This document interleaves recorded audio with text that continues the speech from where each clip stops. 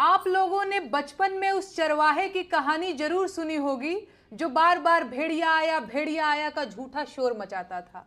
लेकिन हर बार जब गांव वाले उसे बचाने के लिए दौड़ते हुए आते थे तो वो उन पर हंसता था। फिर जब एक दिन सच में भेड़िया आ गया तो लड़के ने बहुत शोर मचाया लेकिन उसे बचाने कोई नहीं आया।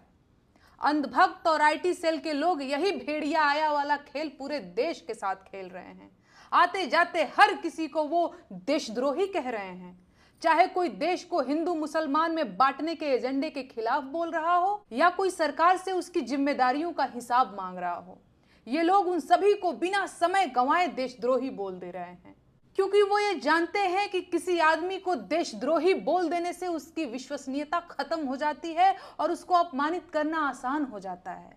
यह वही तरीका है जो जर्मनी में हिटलर ने आजमाया था।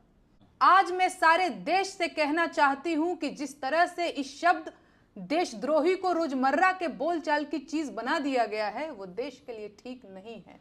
देशद्रोही शब्द बहुत बड़ा शब्द है, इसके मायने बहुत गंभीर हैं।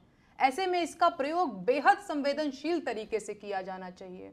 जिस तरह से इस देशद्रोही शब्द को बात बात पर गेंद की तरह उछाला जा रहा है, जल्दी ही हमारा सिस्टम और देश के लोग इस शब्द को लेकर अभ्यस्त हो जाएंगे और खतरा उसी दिन शुरू हो जाएगा। बिल्कुल वही खतरा जो गांव वालों को भेड़िया आया के शोर को झूठ मानने के बाद उठाना पड़ा था।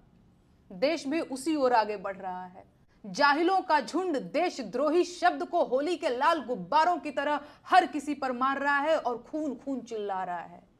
देशद्रोह के नाम पर जिस तरह से इतने ज्यादा फर्जी मुकदमे दर्ज किए जा रहे हैं, क्या हमारी कानून व्यवस्था इस बेहद गंभीर शब्द को लेकर यूज्ड टू नहीं हो जाएगी? क्या इसका फायदा उन असली अपराधियों को नहीं मिलेगा जो सच में देशद्रोही होंगे? ये सब बातें पूरा देश समझ रहा है, लेकिन ये अंधभक्त और उनके आका नहीं मानेंगे।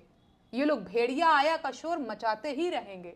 ऐसे में अब ये पूरे गांव की जिम्मेदारी है कि इन मूर्खों और बदमाशों को सबक सिखाए, वरना वो दिन दूर नहीं जब सच में भेड़िया आ जाएगा और पूरा देश शोर सुनकर भी चुप बैठा रहेगा।